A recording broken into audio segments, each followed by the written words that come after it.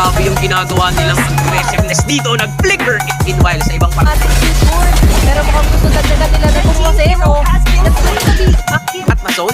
Diba? So talagang nakikita natin dito sa gitna nga si Pinuya may merong pag-final smash. Kukuha ni Pico yung kill. Sila kung sa pagtatasal kung mamamatay pa siya sa kamay dito. Ni-appreciate pero ito na sila yung Seno. Dahil at si Pico din masyado mainit doon. Nag-aim sa Pico in but to get that killing spree.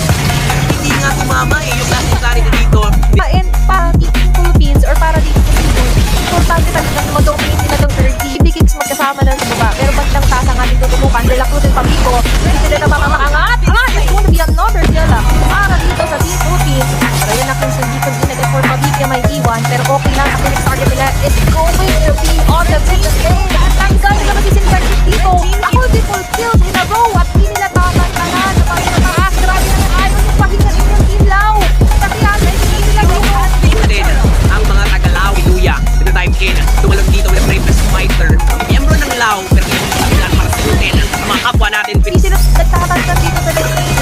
Sakto pa lang. Nandiyan agad si Pinuya dahil Insist Bandit is down. Nakalimutan ko na pero intense din ang bravest fighter again. Yun nga lang yung mga kapakakan.